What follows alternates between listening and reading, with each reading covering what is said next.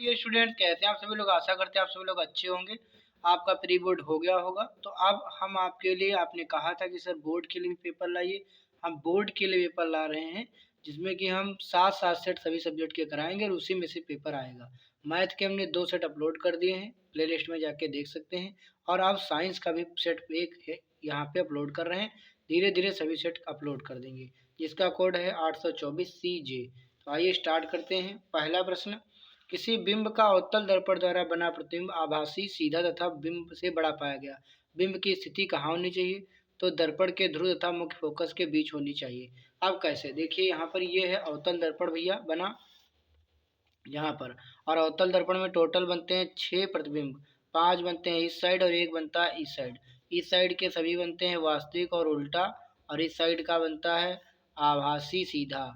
आभासी और सीधा और वस्तु से बड़ा। तो यहाँ होता है ध्रुव, यहाँ पर फोकस, यहाँ वक्रता केंद्र, और यहाँ पर अनंत होता है। तो इसके दर्पण के ध्रुव और वक्रता केंद्र के बीच जब वस्तु आएगी तभी इसका प्रतिबिंब इस साइड बनेगा, और वो भी आभासी सीधा और वस्तु से बड़ा बनेगा। देखो एक जाएगी मुख्य अक्ष के समांतर तो मुख्य फोकस से चली जाएगी, इसको पीछे बढ़ाएंगे, और एक वक्रता केंद्र से जाएगी, इसको पीछे बढ़ाएंगे, तो यहाँ पर प्रतिबिंब प्राप्त होगा। तो एक ही कंडीशन होती है। तो यहाँ पर जब आभासी और सीधा और बिंब से बड़ा पाया जाएगा तो दर्पण के ध्रुव तथा मुख्य फोकस के बीच रखनी पड़ेगी। अगला है देखेंगे, किसी गोली दर्पण तथा किसी पतले गोली लेंस दोनों की फोकस दूरियां -15 सेंटीमीटर हैं। तो दर्पण तथा लेंस क्या होंगे? देखो दर्पण है वो भी माइनस का है तो अवतल दर्पण होगा, लेंस है वो भी माइनस का है तो वो भी अवतल होगा। तो दोनों अवतल प्रकृति के होंगे, दोनों कानकेय होंगे। अगला देखते हैं, किसी शब्दकोश में पाए गए किसी शब्दकोश में पाए गए छोटे अक्षरों को पढ़ते समय आप निम्न में से कौन सा लेंस पसंद करेंगे? ये वेरी मोस्ट इम्पॉर्टेंट क्वेश्चन है। 50 सेंटीमीटर का छोटे अक्षरों को पढ़ते समय आप किन निम्न में से कौन सा लेंस पसंद करेंगे? तो 50 सेंटीमीटर फोकस दूरी का एक उत्तल लेंस, 50 सेंटीमीटर फोकस दूरी का अवतल लेंस, 10 सेंटीमीटर फोकस दूरी का उत्तल लेंस, 10 सेंटीमीटर फोकस दूरी का अवतल लेंस। देखो इसमें कह रहा है किसी शब्दकोश में पाए गए छोटे अक्षरों को पढ़ते समय, तो उनको आपको क्या करना है, छोटे अक्षरों को पढ़ रहे हो यानी पास के पढ़ रहे हो तो उत्तल लेंस लगाना पड़ेगा, और वो भी कितने सेंटीमीटर का? 10 सेंटीमीटर फोकस दूरी का उत्तल लेंस लगाना पड़ेगा। उत्तल लेंस वाले सभी यहाँ पे गलत हो जाएंगे, और 50 सेंटीमीटर का लगाएंगे नहीं, ये दूर हो जाएगा। पास की पढ़ रहे हैं आप हैं, ठीक, तो पास की पढ़ते समय आपको 10 सेंटीमीटर का लगाना पड़ेगा। इसके बाद में देखते हैं, मानव नेत्र जिस भाग पर किसी वस्तु का प्रतिबिंब बनाते हैं वह क्या होता है? तो देखो ये होता है कार्निया, और ये है पीछे का भाग, और यहाँ पर होता है लेंस। और प्रतिबिंब कहाँ बनता है? तो प्रतिबिंब बनता है यहाँ पर यानी रेटिना पर।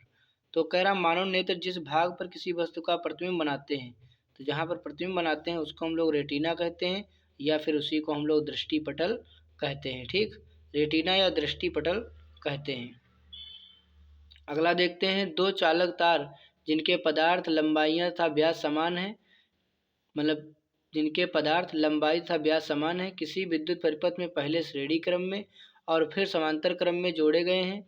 श्रेणी क्रम और समांतर क्रम संयोजन में उत्पन्न ऊष्माओं का अनुपात क्या होगा? यह आपको बताना है। इसको भी मैं लगा रहा हूँ। तो पहले निकाल लेंगे इनकी जो है जोड़ेंगे। देखो पहले निकालेंगे समांतर क्रम में और फिर निकालेंगे श्रेणी क्रम में, इनका तुल्य प्रतिरोध लगाना पड़ेगा इस क्वेश्चन। तो यहाँ पर कह रहा है दो चालक तार हैं। कितने चालक तार हैं? और दो चालक तार हैं, समान लंबाई के हैं। दो चालक तार हैं, दो चालक तार जिनके पदार्थ लंबाई तथा व्यास समान है। इतनी यल लंबाई का है तो दूसरा भी यल लंबाई का है, और इनके व्यास भी समान है। डी और डी व्यास बराबर हैं, मैंने डी बराबर 2r, तो इसमें भी डी बराबर 2r होगा। ठीक है, तो किसी यहाँ पर ये वाला व्यास हो गया, ये तार का ये व्यास हो गया। ठीक, तो कह रहा है कि इसमें किसी विद्युत परिपथ में पहले श्रेणी क्रम में फिर समांतर क्रम में जोड़ा गया है। इनको दो चालक तार जिनके पदार्थ लंबाई व्यास समान है, पहले श्रेणी क्रम में और फिर समांतर क्रम में जोड़ दिया गया है। ठीक है, तो पहले इसका प्रतिरोध मान लेते हैं R1 है और इसका प्रतिरोध मान लेते हैं R2 है। तो पहले श्रेणी क्रम में जोड़ेंगे, तो श्रेणी क्रम में यानी सीरीज में जोड़ेंगे तो इसका आएगा R1 प्लस R2, लेकिन प्रतिरोध सेम है, R1 जितना है उतना ही R2 मैंने R है, तो R प्लस R ये कितना हो जाएगा, 2R हो जाएगा। सीरीज में कितना आ जाएगा, 2R। तब हमको निकालना पड़ेगा ऊष्मा, तो H बराबर फार्मूला क्या होगा, V² और बटे V² बटे R इंटू टी, ये फार्मूला होता है। लेकिन उसमें कहा गया है कि दो चालक तार जिनके पदार्थ लंबाई तथा व्यास समान है, विद्युत परिपथ में श्रेणी क्रम में फिर समांतर क्रम में जोड़ा गया है, उत्पन्न ऊष्मा यहाँ पर निकालना है।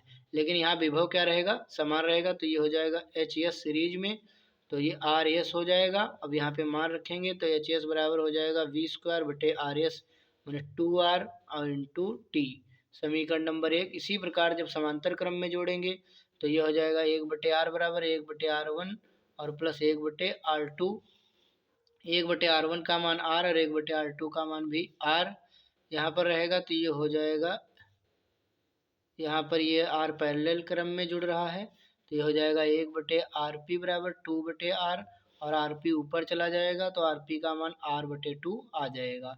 और फिर मैं यहाँ पर निकालूंगा HP यानी समांतर क्रम में, तो V² बटे यहाँ पे RP मैंने पैरेलल क्रम में, तो ये हो जाएगा V² बटे RP मतलब R/2, मैंने बटे वाला 2 ऊपर चला जाएगा, तो हो जाएगा 2V² बटे R HP। अब हम निकाल लेंगे इनका अनुपात, यानी HS बटे HP, HS बटे HP और HS का मान आ गया है B² बटे 2R और ये इसका आ गया है 2B² बटे R। अब इसको लिख लेंगे इस तरीके से, B² बटे 2R इंटू R ऊपर और 2B², तो B² से B² R से R कट गया, 1/4 आ गया, यानी HS बटे HP श्रेणी क्रम और समांतर क्रम संयोजन का अनुपात आ गया 1:4। और 1:4 आपको दिया गया है भैया सी विकल्प में, सी विकल्प में दिया गया है 1:4। अगला कहना, विद्युत धारा उत्पन्न करने वाली युक्ति को क्या कहते हैं, ऐसी कौन सी जंत्र जो बिजली उत्पन्न करती है, तो जनरेटर यानी जनित्र। अमीटर धारा मापता है, गैल्वेनोमीटर भी धारा छोटी धारा को मापता है, बड़ी धारा को, और मोटर तो बिजली लेता है तब चलता है। 7वां क्वेश्चन, निम्नलिखित में से कौन किसी लंबे विद्युत धारावाही तार के निकट चुंबकीय क्षेत्र का सही वर्णन करता है। डी विकल्प, चुंबकीय क्षेत्र की संकेंद्रीय क्षेत्र रेखाओं का केंद्र तार होता है। इसके बाद में एक विलेन लाल लिटमस को नीला कर देता है। देखो लाल लिटमस को RBG, इसको याद कर लेंगे, लाल को ग्रीन माने नीला, ब्लू कौन कर देता है, लाल को नीला कौन, देखो अम्ल कौन करता है, नीले को लाल, लेकिन क्षार करता है लाल को नीला, तो क्षार होगा यहाँ पे, क्षार का pH मान होता है 7 से ज़्यादा, यानी 7 से 14 के बीच, तो यही हमारा डी विकल्प हो जाएगा। जिंक चूर्ण पर तन सल्फ्यूरिक अम्ल की क्रिया से कौन सी गैस निकलती है, जिंक पर कौन सी, जिंक चूर्ण पर तन सल्फ्यूरिक अम्ल H2SO4 की क्रिया कराएंगे तो क्या निकलेगा, जिंक अधिक क्रियाशील है तो बनाएगा ZnSO4 और प्लस हाइड्रोजन गैस निकाल देगा, तो यहाँ पर डी विकल्प सही हो जाएगा। अब हम लोग देखते हैं क्वेश्चन नंबर 10 आप सभी के सामने आ गया, कह रहा है एल्काइन का सामान्य सूत्र क्या होगा, तो एल्केन का होता है CnH2n, alkene CnH2n plus 2 alkene का है, और एल्कीन का है ये CnH2n, और एल्काइन का है दो और कम CnH2n -2, यहाँ -2 लिखा है, ठीक।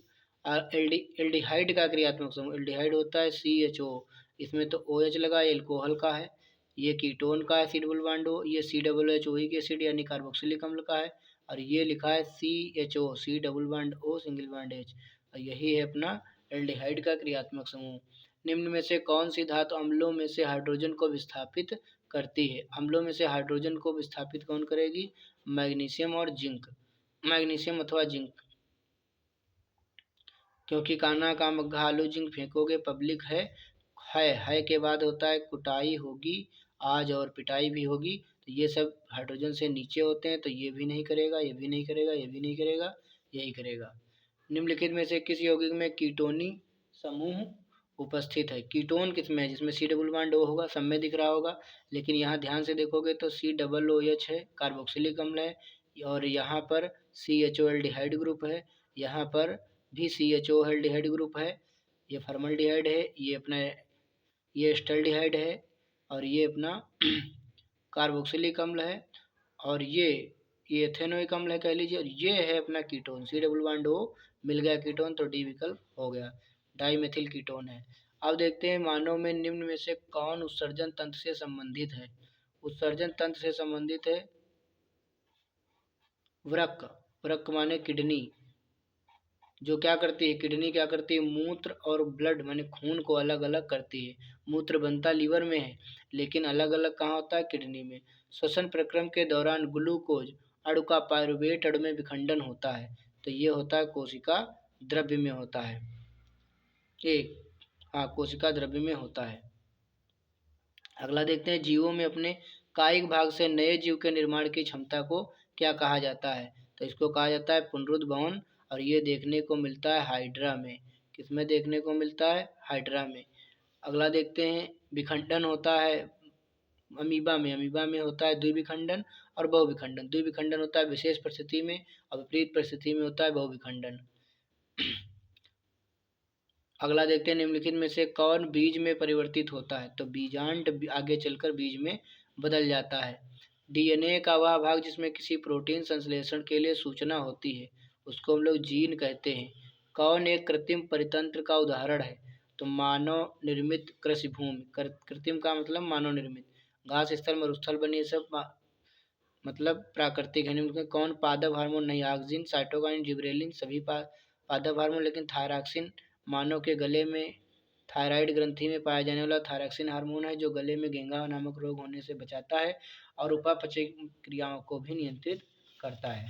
साथियों, अब हम लोग आ गए हैं थ्योरिकल प्रश्नों की तरफ। ध्यान से देखेंगे। एक अवतल दर्पण से 25 सेंटीमीटर दूर रखी वस्तु का दुगना बड़ा वास्तविक प्रतिबिंब बनता है, और दर्पण की फोकस दूरी हमको ज्ञात करना। 2 नंबर मिलेंगे। देखो, वास्तविक प्रतिबिंब बोल दिया है, यानी इसके दर्पण के इसी साइड में रहना है। तो चलिए इसको यहाँ पे सॉल्व करेंगे। एक अवतल दर्पण से 25 सेंटीमीटर दूरी पर वस्तु का दुगना बड़ा वास्तविक प्रतिबिंब बनता है। ठीक, यानी क्या कह रहा है, एक अवतल दर्पण से 25 सेंटीमीटर दूर रखी वस्तु का, यानी वस्तु कितनी दूर है, 25 सेंटीमीटर, दुगना बड़ा वास्तविक प्रतिबिंब बनता है। तो यहाँ पर प्रतिबिंब बनता है दुगना बड़ा। ठीक है, अब बड़ा बनता है और दुगना बड़ा बनता है, वास्तविक बनता है, यानी आवर्धन कितना होगा, यहाँ पे देखेंगे। और दर्पण है तो दर्पण में आवर्धन क्या होता है, दर्पण में आवर्धन होता है माइनस में, -b/u।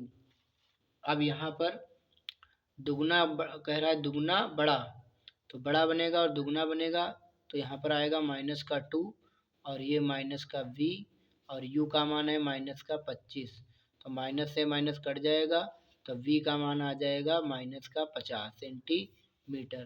तो u आ गया और v आ गया। अब हमको निकालना दर्पण की फोकस दूरी। तो दर्पण के लिए सूत्र लगा देंगे, 1/f बराबर 1/v प्लस 1/u। 1/v का मान है -50 और प्लस 1/u का मान है -25। तो ये कितना आ जाएगा, ये माइनस ऊपर दे देंगे, -1/50, ये भी माइनस ऊपर दे देंगे 1 और इसको 2 से गुणा कर लेंगे, 50 बना लेंगे। तो ये हो जाएगा 2 1 कम 2/25 दूना 50। हर समान है तो 2 1 हो जाएगा -3/50 1/f। अब यह ऊपर कर लेंगे और 1 नीचे कर लेंगे, उल्टा कर देंगे, इसमें इधर भी 50 ऊपर 3 नीचे, और 50 को 3 से भाग करेंगे तो 16 3 48, 16.67 सेंटीमीटर आ जाएगा। क्योंकि माइनस आया, इससे हम कंफर्म हो गए कि ये अवतल दर्पण था, अवतल दर्पण की फोकस दूरी माइनस में ही आनी थी। आइए नेक्स्ट देखते हैं, यहाँ पर ये चेंज कर लेते हैं। रख हौसला वो मंजर भी आएगा, प्यासे के पास चलकर समंदर भी आएगा, थककर ना बैठो मंजिल के मुसाफिर, मंजिल भी मिलेगी, मंजिल मिलने का मजा भी आएगा। तो आइए दूसरा देखते हैं क्वेश्चन। संलग्न चित्र में अपवर्तन कोण तथा माध्यम बी का माध्यम ए के सापेक्ष अपवर्तनांक ज्ञात कीजिए। सघन है और कौन सा माध्यम सघन है और क्यों।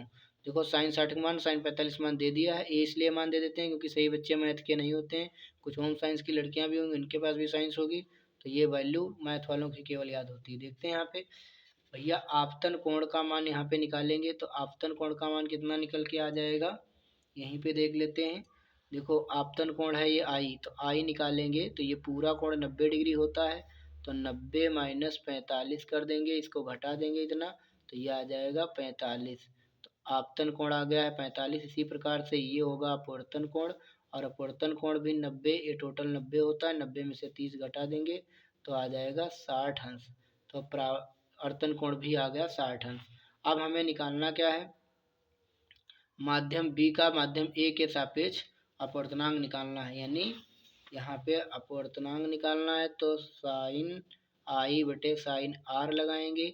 साइन आई का मान है 45 और साइन आर का मान है 60। साइन 45 का मान है 1/√2 होता है, साइन 60 का मान √3/2 होता है। तो ये वाला √2 कट जाएगा, यहाँ पे रूट लग जाएगा और ये वाला √2 चला जाएगा ऊपर और बटे हो जाएगा √3। तो √2 का मान रखेंगे तो 1.414 होता है, √3 का मान 1.732 होता है, दशमलव हटा सकते हैं तो 14 बटे 17 32 और 2 से काटेंगे, 2 सती 14, 2 सती 14, 2 अट्ठी 16, बचा 1, 2 छंग 12, बचा 1, 2 छंग 12। अब 866 से जब हम भाग करेंगे किसको, 707 को, तो एक बार भी नहीं लगेगा, तो फिर हम क्या करेंगे, दशमलव लगा देंगे, 0 बढ़ा लेंगे, फिर 8 बार लगाएंगे, 8 अट्ठाईस 64 लग जाएगा, 8 छंग 48, हासिल लगे 4, 8 छंग 48, 48 2 50 2 52, 52 के 2 हासिल लगे 5, 8 अट्ठाईस 64 5, 64 5 हो जाएगा 69। 10 में से 8 गया 2, 6 में से 2 गया 4 और यहाँ 9 में से 9 गया, 1 मिनट, 6 में से 2 गया 4, 10 में से 9 गया 1 और फिर यहाँ पे 0 बढ़ा लेंगे, फिर 8 दूनी तो लगेगा नहीं, एक बार लग जाएगा। तो ये कितना आ गया, अपवर्तनांक आ गया भैया 0.81। इसी का ये राइट आंसर हो गया। अब इसमें ये भी पूछ रहा था माध्यम सघन कौन है, तो देखो सघन माध्यम कौन है, यहाँ पर ये आ गया 45 कोण और यहाँ पर देखो जब जब कोई प्रकाश की किरण सघन माध्यम से विरल माध्यम में आती है तभी वो विलंब से क्या हो जाती है, दूर हट जाती है। तो वह विलंब से दूर हट गई है इस ज़्यादा, तो इसका मतलब क्या है कि ये विरल माध्यम है और ऊपर वाला सघन माध्यम है। ठीक, तो माध्यम ए सघन है, माध्यम बी विरल है, ये लिख देंगे यहाँ पे कि माध्यम ए जो है वो सघन है और माध्यम बी विरल है। क्यों, क्योंकि यहाँ पे लिखेंगे कि मतलब विरल माध्यम में प्रकाश की किरण अविलंब से दूर हट जाती है और सघन माध्यम में जो है उसके पास आ जाती है। तो ये हो गया। अब देखते हैं क्वेश्चन नंबर 2। एक निकट दृष्टि दोष वाला व्यक्ति 20 सेंटीमीटर दूरी पर स्थित पुस्तक को पढ़ सकता है। पुस्तक को 25 सेंटीमीटर दूरी पर पढ़ने के लिए कैसा और कितनी फोकस दूरी का लेंस अपने चश्मे में लगाना पड़ेगा। बहुत ही प्यारा सवाल है। निकट दृष्टि, निकट का नाम सुनते ही समझ में आ जाना चाहिए कि अवतल लेंस का चश्मा लगेगा इसके और इसकी फोकस दूरी आएगी नेगेटिव और इसकी क्षमता भी आएगी नेगेटिव। और निकट दृष्टि दोष में क्या होता है कि पास की दिखाई देंगी और दूर की दिखाई नहीं देंगी। तो यानी पास की तो दिखाई देंगी 20 सेंटीमीटर दूरी पर तो पढ़ सकता है और पुस्तक 25 सेंटीमीटर अंतिम प्रतिबिंब 25 सेंटीमीटर पर भी जो है पढ़ना चाहिए। मतलब बी बराबर कितना होगा हमारा 20, यू बराबर कितना होगा 25। मतलब अंतिम प्रतिबिंब वो ज़्यादा से ज़्यादा कितनी दूरी तक पढ़ रहा है, 20 तक दूर पढ़ रहा है, दूर की तो दिखाई नहीं दे रही, पास की दिखाई दे रही, 20 तक दिखाई दे रही, लेकिन कम से कम और दूर यानी 25 तक की भी दिखनी चाहिए। तो यहाँ पर देखेंगे, वैल्यू नोट कर लेंगे, सवाल को लगाएंगे दूसरे का पहला क्या दिया है कि अंतिम प्रतिबिंब ये हो गया 20 सेंटीमीटर और u बराबर 25 सेंटीमीटर कह रहा है, तो फोकस दूरी निकालना है। तो यहाँ पर फोकस दूरी का फार्मूला लगाएंगे लेंसों के लिए, 1/f बराबर 1/v माइनस 1/u, 1/f बराबर 1/v माइनस 20 माइनस 1/u का मान माइनस 25। तो ये हो जाएगा, ऊपर चला जाएगा माइनस 1/20 माइनस माइनस प्लस 1/25 और यहाँ 20 और 25 का लासा लेंगे तो 100 आएगा। या तो फिर ऐसे कर लेंगे, माइनस का 25 और प्लस का 20, नीचे 25 दूना 50, 500 हो जाएगा और 25 में से 20 जाएगा तो माइनस का 5/500, 5 एक कम और ये 100 बार चला जाएगा। तिरछी गुणा करेंगे तो f एक कम f बराबर 100 एक कम 100 सेंटीमीटर माइनस का आ जाएगा। तो 100 सेंटीमीटर इसका राइट आंसर होगा, फोकस दूरी होगी 100 सेंटीमीटर। तो इतने मतलब माइनस 100 सेंटीमीटर फोकस दूरी का अवतल लेंस अपने चश्मे में लगाएगा, अवतल लेंस का प्रयोग करेगा। अगला कह रहा प्लस दूसरा क्वेश्चन, ये तो 2 नंबर पक्के हो गए आपके। फिर प्लस 20 डायोप्टर क्षमता के लेंस की फोकस दूरी ज्ञात करना है। प्लस 20 डायोप्टर क्षमता यहाँ पे दे दी गई है दूसरा क्षमता दे दी गई +20 सेंटीमीटर, नहीं +20 डायोप्टर, क्षमता का मतलब डायोप्टर होता है। और पूछ रहा है इसकी फोकस दूरी बताओ। फोकस दूरी का फार्मूला होता है 100/f। यहाँ पर सेंटीमीटर में उत्तर आएगा, तो 100/f माने 20, तो 20×5 = 100, तो यह आ जाएगा 5 सेंटीमीटर। 5 सेंटीमीटर फोकस दूरी आ जाएगी बस, क्योंकि फोकस दूरी इसमें निकालनी थी। वैसे लेंस पूछे तो उत्तर लेंस होगा, तो ये दूसरे का ये भी हो गया। अब देखते हैं यहाँ पर तीसरा, यदि किसी तार को खींचकर अब करके एक साथ मरोड़ दिया जाए, अब उसका प्रतिरोध कितना होगा। यहाँ पर ये प्रश्न पूछा जा रहा है कि यदि किसी तार को बीच में मोड़कर दोहरा करके एक साथ मरोड़ दिया जाए, अब उसका प्रतिरोध कितना होगा। चलो इसको भी सॉल्व करते हैं। यहाँ ध्यान देंगे, क्वेश्चन नंबर तीसरे का पहला, तार को बीच में से मोड़ करके, माने पहले इतना बड़ा तार था, माने L लंबाई का था और क्षेत्रफल इसका A था अनुप्रस्थ काट का। अब इसको मोड़ करके छोटा कर दिया, मतलब आधा कर दिया। मोड़ दोगे बीच में से तो आधा हो जाएगा, तो इसका क्षेत्र ये मोड़ दोगे तो भाई ये लंबाई हो जाएगी आधी और क्षेत्रफल हो जाएगा डबल। ये नियम होता है। अब कह रहा मोड़ दिया जाए, उसका प्रतिरोध कितना होगा। अब उसका प्रतिरोध यहाँ पे पूछा जा रहा है, तो फार्मूला हमारे पास वही रहेगा, H1 बराबर, पूछ रहा है अब उसका प्रतिरोध कितना होगा, मतलब प्रतिरोध इसमें पूछा जा रहा है।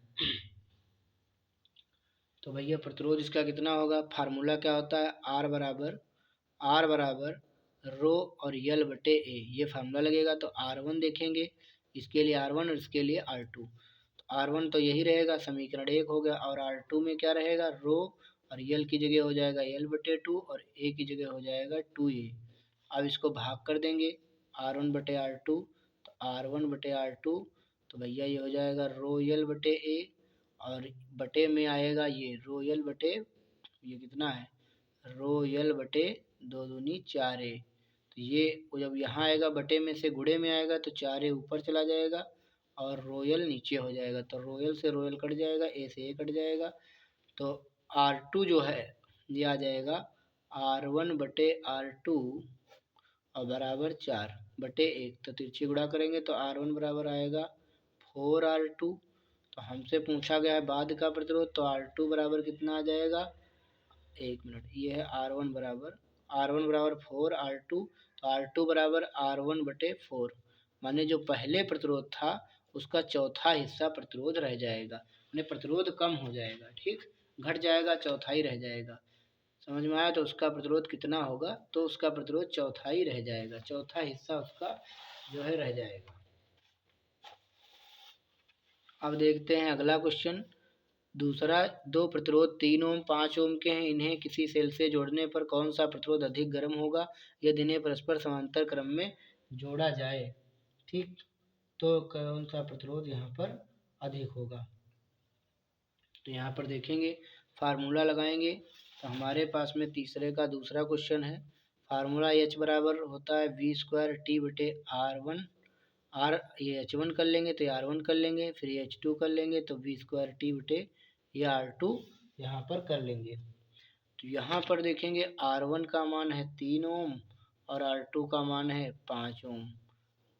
तो यहाँ पर मान रखेंगे, तो ये हो जाएगा H1/H2 पहले कर लेंगे, तो ये हो जाएगा V²T/R1, और बटे में यह आएगा, जब गुणे में इसको लाएंगे तो R2 ऊपर हो जाएगा, V²T नीचे हो जाएगा।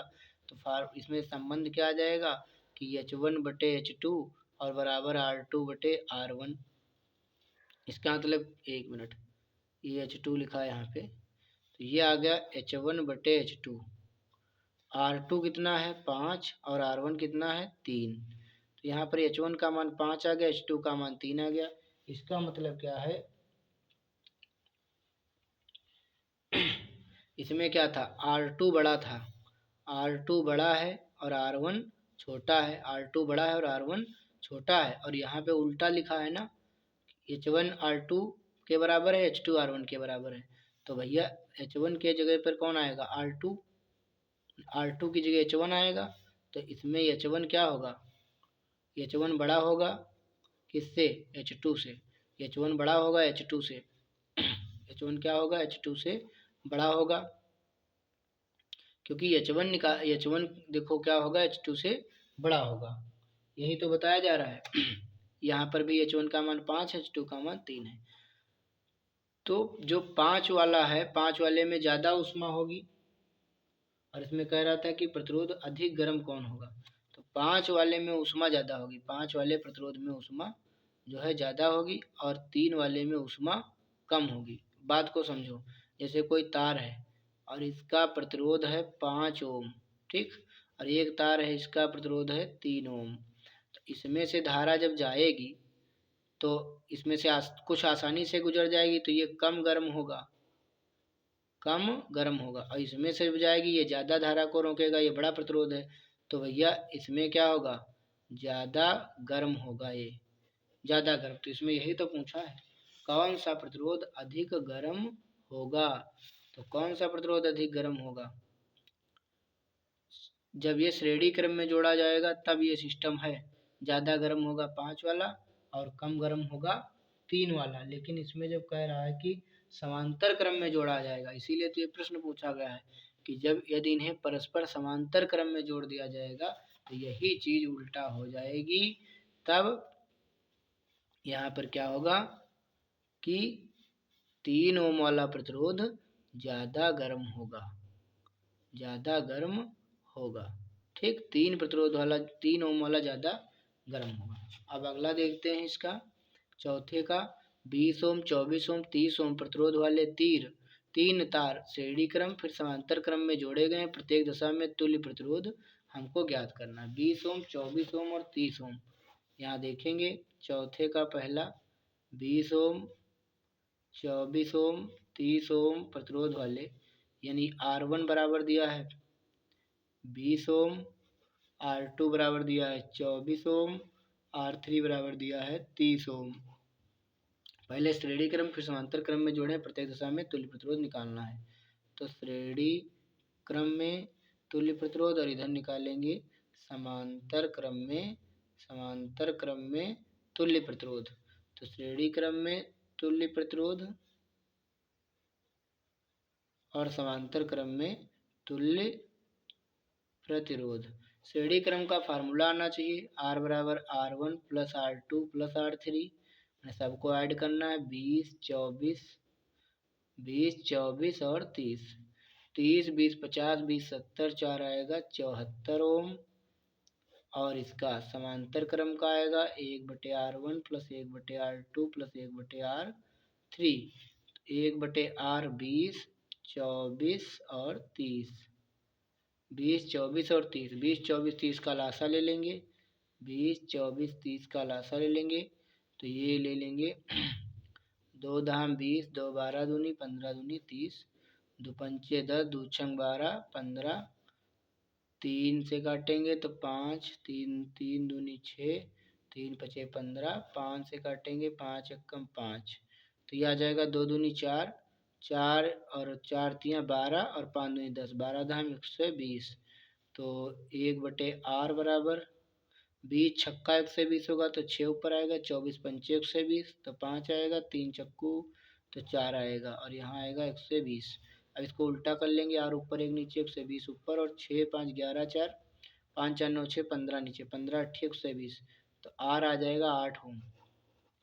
तो ये हमने लगा दिया, ये आपके 2 नंबर पक्के हो गए। श्रेणी क्रम समांतर क्रम में लग चुका है। किसी परिपथ में 5 एम्पीयर धारा 8 सेकंड तक प्रवाहित की जाती है, इस समांतर में परिपथ से कुल कितने इलेक्ट्रॉन गुजरते हैं। यदि परिपथ का प्रतिरोध 20 ओम हो तो इस समांतर में उत्पन्न ऊष्मा की गणना भी करनी है आपको। तो चलिए इसको भी सॉल्व करते हैं। पेज पलट लेते हैं। इस नदी की धार से ठंडी हवा आती तो है, नाव जर्जर ही सही लहरों से टकराती तो है। एक बार जोरदार से लाइक कर दीजिए, अच्छा लग रहा है तो। यहाँ पे सॉल्व करते हैं। किसी परिपथ में 5 एम्पीयर धारा 8 सेकंड तक प्रवाहित होती है। ये है चौथे का दूसरा। धारा कितनी है 5 एम्पीयर और समय कितना है 8 सेकंड तक प्रवाहित होती है। इस समांतरा में परिपथ से कुल कितने इलेक्ट्रॉन गुजरते हैं। तो क्यों बराबर फार्मूला IT होता है, इलेक्ट्रॉनों की संख्या पूछा है और क्यों बराबर फार्मूला NE भी होता है। तो यहाँ पर n इसको बराबर कर देंगे तो NE बराबर IT हो जाएगा। तो n बराबर हो जाएगा IT बटे ई। आई कितना है 5 और t कितना है 8 और नीचे इलेक्ट्रॉन होता है 1.6 इंटू 10⁻⁹ कूलम एक इलेक्ट्रॉन पर आवेश। ये हो जाएगा 8 पंचे 40 बटे 1.6, ये ऊपर चला जाएगा प्लस का 19, दशमलव हटाएंगे 0 बढ़ जाएगा 16, 8 दूनी 16, 8 पंचे 40, 2 से कट जाएगा 25 बार, तो यह आ जाएगा 25 गुणे 10⁻19। इतने इलेक्ट्रॉन जो हैं गुजरेंगे। उसके बाद में क्या पूछ रहा था, यदि परिपथ का प्रतिरोध, आगे कह रहा है यदि, ये तो लग गया कि कितने इलेक्ट्रॉन गुजरते हैं। यदि परिपथ का प्रतिरोध 20 ओम हो तो उत्पन्न ऊष्मा ज्ञात करना है।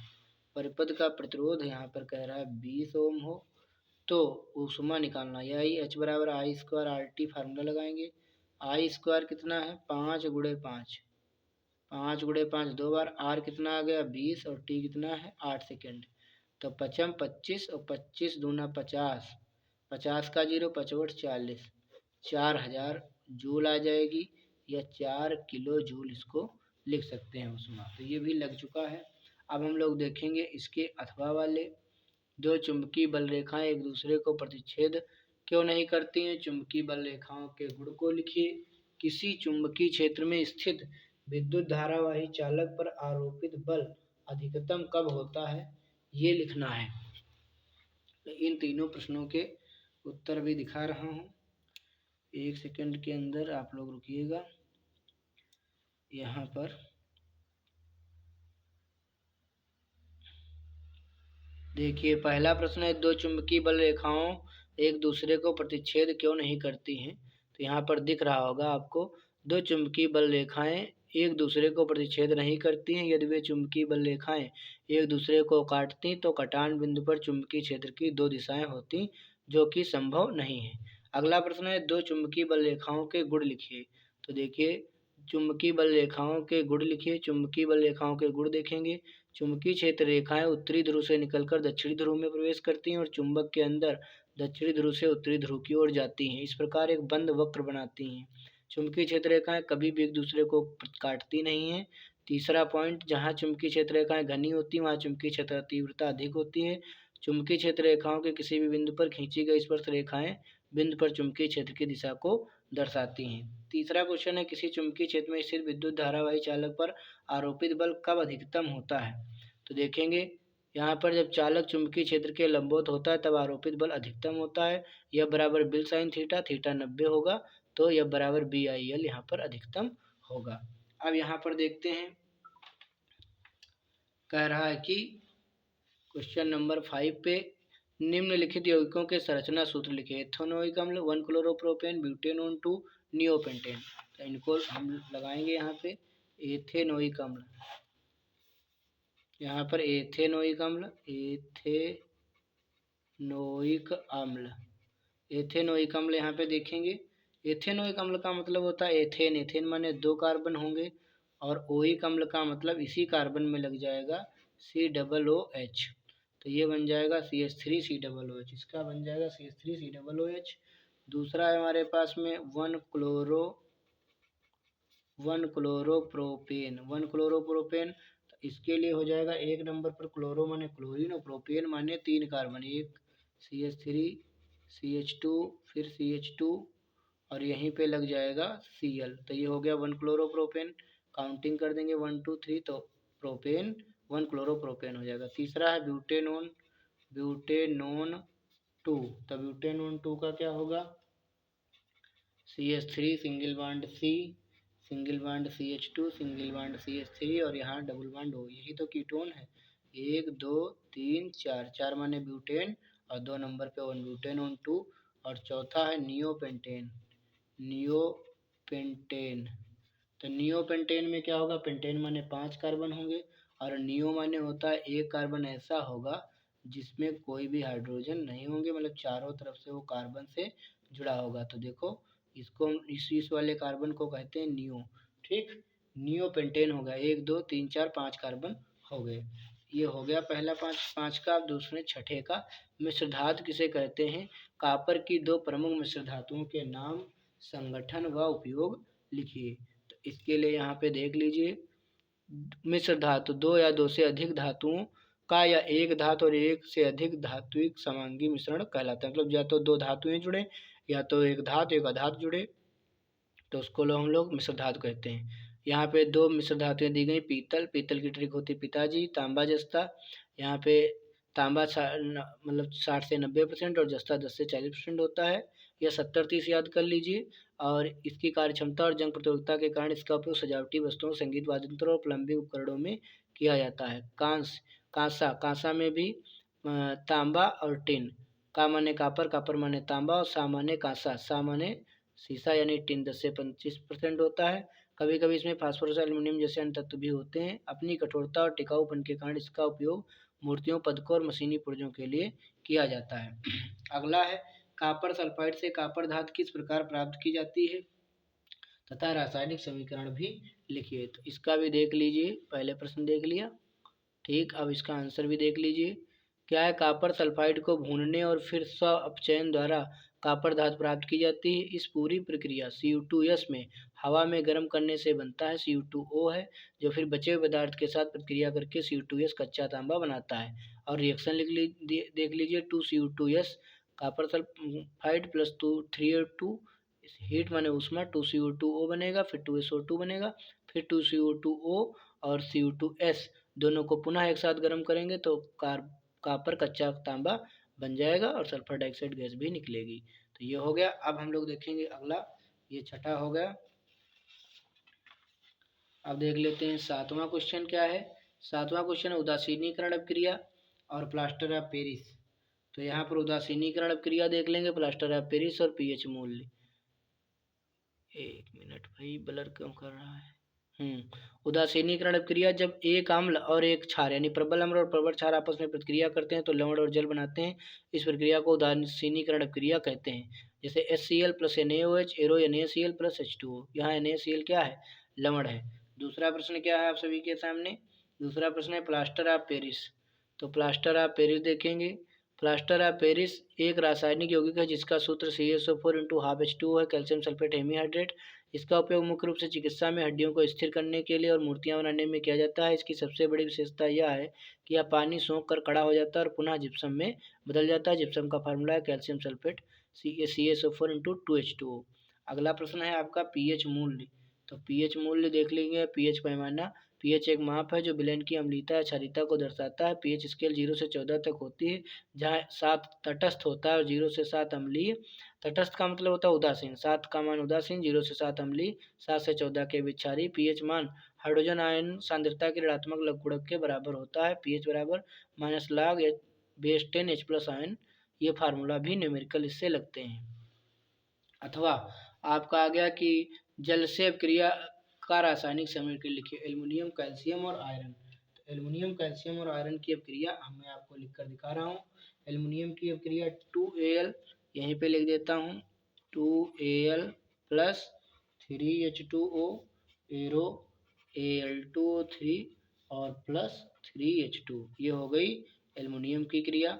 कैल्शियम की क्रिया लिख रहा हूँ, Ca plus 2H2O, arrow CaOH का होल ट्वाइस और प्लस H2। आयरन के साथ अपक्रिया 3Fe plus 4H2O, arrow Fe3O4 plus 4H2। तो यहाँ पर ये तीनों रिएक्शन आप याद कर लेंगे। और अब यहाँ पर बढ़ते हैं अगले प्रश्न की तरफ। कायिक प्रवर्धन क्या है, कायिक प्रवर्धन के लाभों का संक्षेप में वर्णन कीजिए। तो इसका आप लोग देख लेंगे।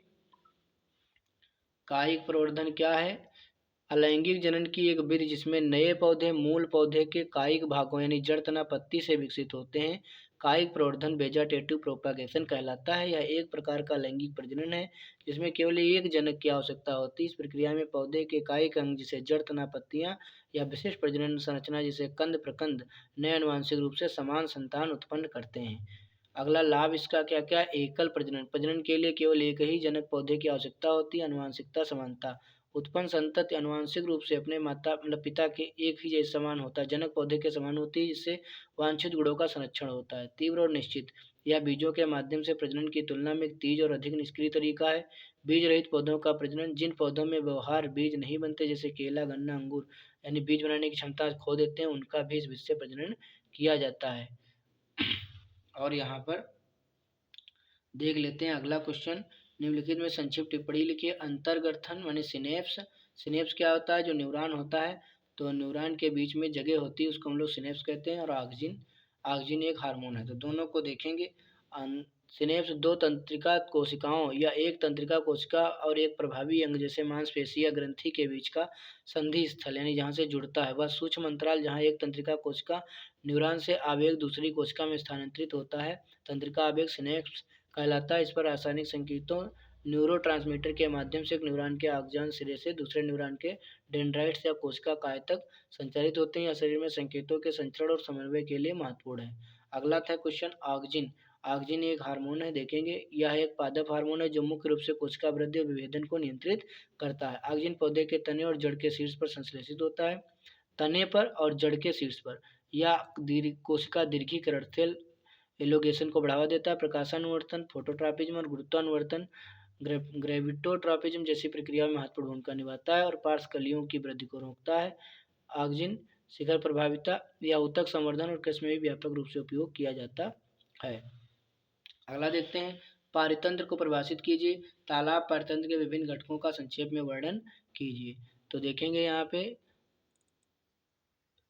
पारितंत्र। पारितंत्र एक जैविक समुदाय जिसमें जीवों और उनके पर्यावरण के बीच अंतःक्रिया होती है। या जीवों जैसे पौधे, जन और बैक्टीरिया और निर्जीव तत्वों जैसे जल, मिट्टी, वायु का एक जटिल नेटवर्क है। पारितंत्र के दो प्रमुख घटक होते हैं, जैविक घटक बायोटिक कंपोनेंट्स और अजैविक घटक अबायोटिक कंपोनेंट्स।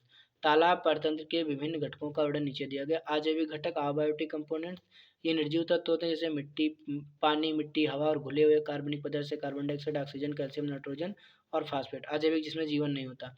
जैविक बायोटिक कंपोनेंट्स वे ये जीवित जीव होते हैं जिन्हें आगे 3 श्रेणियों में बांटा गया है। उत्पादक, उपभोक्ता और कम अपघटक। उत्पादक प्रोड्यूसर्स ये मुख्य रूप से जलीय पौधे होते हैं जो प्रकाश संश्लेषण के माध्यम से ऊर्जा का उत्पादन करते हैं। उपभोक्ता कंज्यूमर्स ये वे जीव होते हैं जो उत्पादकों या अन्य उपभोक्ताओं को खाते हैं। इसमें प्राथमिक उपभोक्ता शाकाहारी से कुछ मछलियाँ, द्वितीय उपभोक्ता मांसाहारी से बड़ी मछलियाँ और तृतीय उपभोक्ता शामिल होते हैं जैसे उनको भी खाने वाले। और अब देखते हैं यहाँ पर तीसरा अपघटक। ये बैक्टीरिया और कवक जैसे सूक्ष्म जीव हैं जो मृत कार्बनिक पदार्थों को सरल अकार्बनिक पदार्थों में विघटित करते हैं जिसे पोषक तत्वों का पुनर्चक्रण होता है। अब अगला क्वेश्चन देखते हैं। स्वपोषी एवं विषमपोषी पोषण में उदाहरण सहित विभेद कीजिए। 6 नंबर के प्रश्न है, ध्यान से देखेंगे।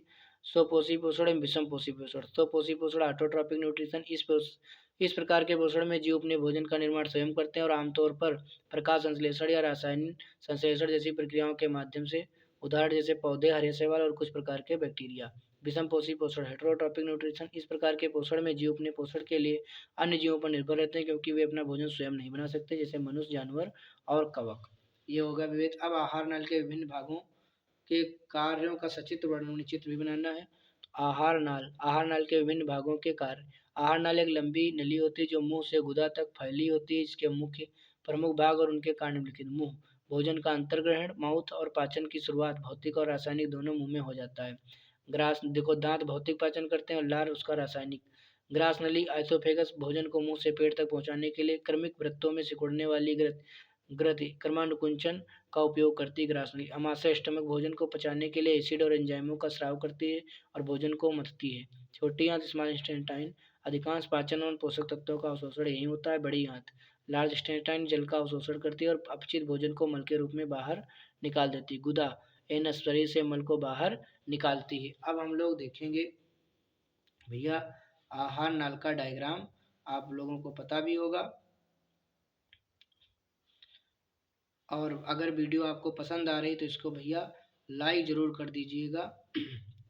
मैं अभी आपको जो है आहार नाल का चित्र भी दिखा रहा हूँ। यहाँ पर आप लोग देख सकते हैं आहार नाल का यहाँ पे पूरा डायग्राम है। आप इसका स्क्रीनशॉट ले सकते हैं। तो कैसा लगा वीडियो, हम आप आशा करते हैं बहुत ही अच्छा लगा होगा और मैं लगातार आप सभी के लिए मेहनत करता रहूँगा।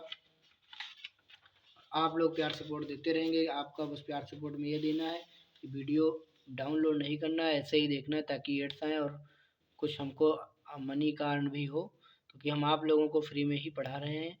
और इसका जो है दोस्तों तक शेयर करें, लाइक कर दिया करो, हाइप कर दिया करो, बस इतना ही आपसे रिक्वेस्ट है। मिलते हैं आपसे नेक्स्ट वीडियो में, तब तक के लिए धन्यवाद, take care, bye bye, thank you.